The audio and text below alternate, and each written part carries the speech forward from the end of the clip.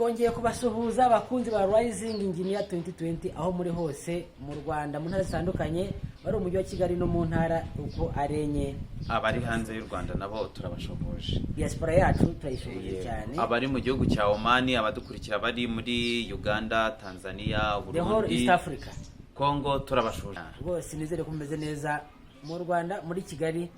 Uyu munsi tugiye kuganira abakunzi bacu ku kintu cy'amasoko. Amasoko y'amazi. Na amasoko y'amazi cyangwa amazi y'amasoko. Amazi yo mu isoko. Amazi y'isoko. Amazi yo mu isoko. Amazi yo mu isoko. Hari abantu batazi ako se mutazi isoko mu Rwanda.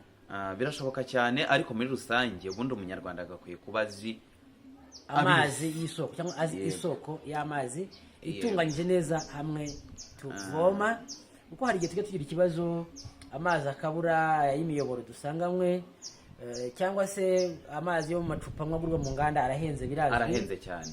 Ariko hari alternative nk'abaturage bari mu cyaro aho imiyoboro itagera, ndetse no mu mijyi hari imijyi ikirimo amasoko y'amazi kandi abaturage bakoresha cyane rwose. Tukeneye kubaganiriza kuri icyo kintu by'umwihariko. Ubundi muri rusange amazi adufitiye akamaro kenshi. Yego. Adufatiye runini ko navuga. Amazi turayakoresha, niyo tunywa, niyo turayakoresha amasuku, turayatekesha. Amazi muri rusange afite akamaro kenshi. Ubundi ubwiza bw'amazi muri rusange watuganiriza cyangwa se ukadufasha kumenya ubwiza bw'amazi tukaba twabisangiza n'abatabizi. Buriya icyo nababwira cyo nuko amazi y'isoko ni amazi meza igihe isoko ari nziza. Isoko itanduye, amazi yo mu isoko aba ari meza kuko ubutaka ubwabwo bufite ubushobozi bwo kuyungurura amazi akatugeraho ari meza. Buriya iyo amazi agenda mu butaka akagenda nka metero mu butaka bwiza 15-30, ayo mazi aba ari amazi meza yujuje ubuziranenge bwo kunywera. Urakoze cyane. Se buriya ubundi amazi meza ubundi abasate. Amazi meza ntabaragira. Amazi meza ntabaragira, nta mpumuro. Nta mpumuro agira, ntabaragira, ndetse nta n'uburyohe. Urakoze cyane. Ngo niwumva kimwe muri ibyo ngibyo ukumva amazi araryohereye, ayo mazi ntago ari meza, arimo imyunyu myinshi, kandi imyunyu myinshi ishobora ibyo yangiza ku mubiri w'umuntu, cyane cyane nk'amenyo. Icya kabiri nuko nuba amazi afite impumuro, ayo mazi arimo umwanda, ayo mazi nayo ntabwo ari meza.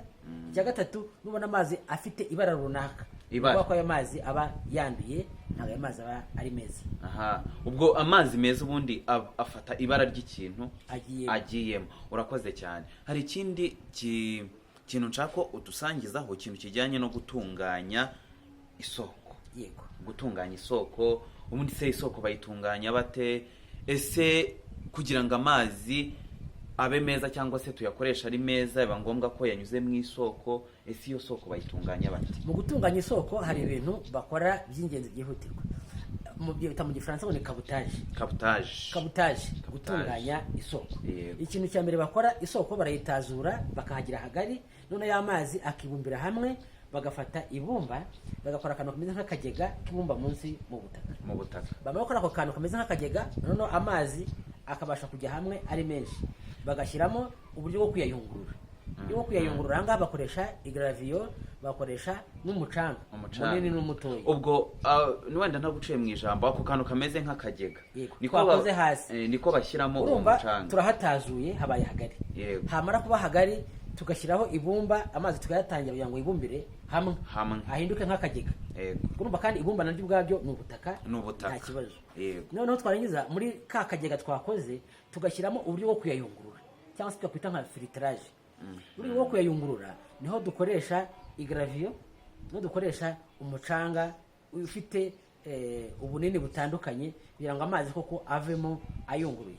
Twarangiza bagashyiramo itiyo izasohora amazi iyajyana hanze, hanyuma isoko bakayipfundikira.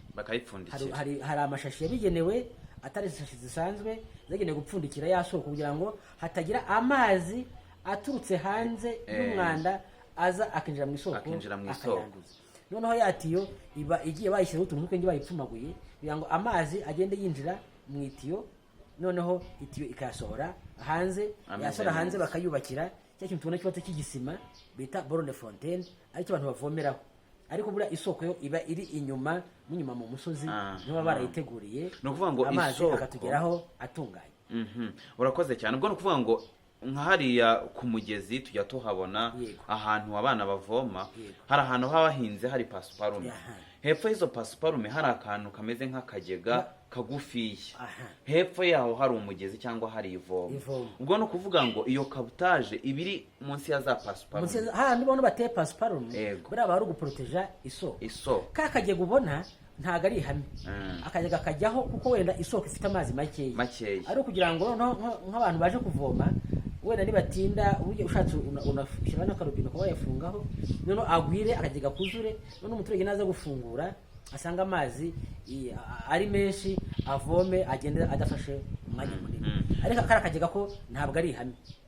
Urakoze cyane. ubwo ni ukuvuga ngo isoko kugira ngo itange amazi meza hanze wangu ibe yaciye muri etape nyinshi.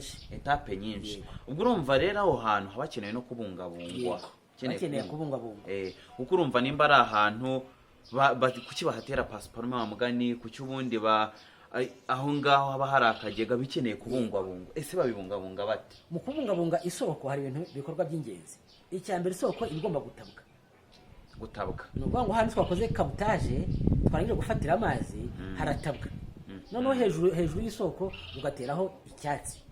pasiparumo nicyo cyatsi cyiza gikoreshwa, ariko hashobora kujyaho n'ibindi byatsi nk'umujinja cyangwa se ibindi byatsi gakondo byiza bigaragara ko bifite isuku yo kwikoreraho isuku byoroheje. warangiza inyuma y'isoko bagashyiraho akantu kameze nk'akaringoti gatuma nta suri izaza mu isoko. tugomba kurwanya isuri aho hantu. noneho hirya y'isoko naho hagomba kubungabungwa twirinda ibintu biza kuhangiza. ikindi kakagega hagomba gukorerwa isuku. igihe mbere ko akagega kubakwa hagomba gukorerwa isuku. niyo kakagega ko kuzamo umwanda. igihe gihita gashobora kugenda hiyakimiramo ibintu, hazamo ibintu, urubobi n'utundi tuntu twagiye duturuka kuri ya mazi. akagega nako kagomba kozwa kugira ngo nako kagererwe isuku. ese barasina ngombwa ko ikindi nuko agomba kuzitirwa. bakakora korotire nicyo ngiye ku agomba kuzitirwa, agashyirwa uruzitiro ngo twirinde yuko hashobora kuzamo amatungo ndetse n'ibindi bintu byahangiza. ikindi tugomba kwirinda yuko hejuru y'isoko hameraho ibiti cyangwa ibihuru. nabyo ntabwo ari byiza kubera ko ibiti bigira imizi imanuka. umuzi rero ushobora kumanuka ukagenda ukagera handi kuri ya soko twayifatiye, kuri ya shashi ukinjiramo ukayipfumura, ukinjiramo imbere, bikaba bitumye haboneka icyuho cy'uko n'umwana uturutse hanze waza ukinjira mu isoko. hari ahantu ujya usanga nk'ahantu bateye pasiparume abana bakunda kuhakinira, abana bakunda kuhaterera umupira cyangwa se bahaziritse amatungo, abo wababwira gute? biriya ntabwo ari byo. ni ukuvuga ngo isoko igomba kubungabungwa kandi igafatwa neza. kuhakina umupira byangiza ya pasiparume. kuhashyira amatungo, buriya ibinono by'amatungo byangiza ubutaka bwo hejuru, bikaba byakongera ibyago by'uko amazi aturutse hejuru imusozi yakwinjira mu isoko. kandi ubundi isoko ifata amazi azamuka mu butaka, ntabwo ifata amazi y'imvura aturutse hejuru. Urakoze cyane. ubundi nk'icyo ngicyo wenda nicyo naringiye gusa n'ukomozaho ku bintu by'ibibazo bikunda kwibasira amasoko. ibibazo bikunda kwibasira amasoko ugasanga uyu munsi umugezi wa hariya urimo gutanga amazi mabi, ejo watangaga amazi meza, ejo nanone yongeye yanduye yaje ari amazi mabi. ese nk'ibibazo byibasira amasoko kugira ngo amasoko yatanga amazi atameze neza ni ibihe? ibibazo byibasira amasoko tubishyira mu byiciro bine by'ingenzi. icyiciro cya mbere ni ubuhinzi. guhinga, korora ndetse n'isuku muri rusange. ni ukuvuga ngo abantu bashobora kuza bagahinga hejuru y'isoko.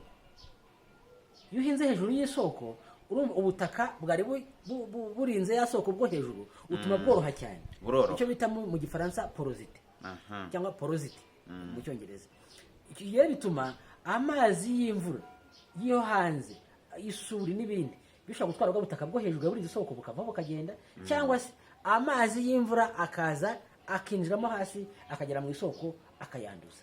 icyo ni igikorwa cya mbere kibi. kuragira nabyo ni uko amatungo yangiza bwa bwatsi bwo hejuru nka pasiparumu cyangwa umujinja byari birinze isoko, bigatuma isoko nayo yangirika.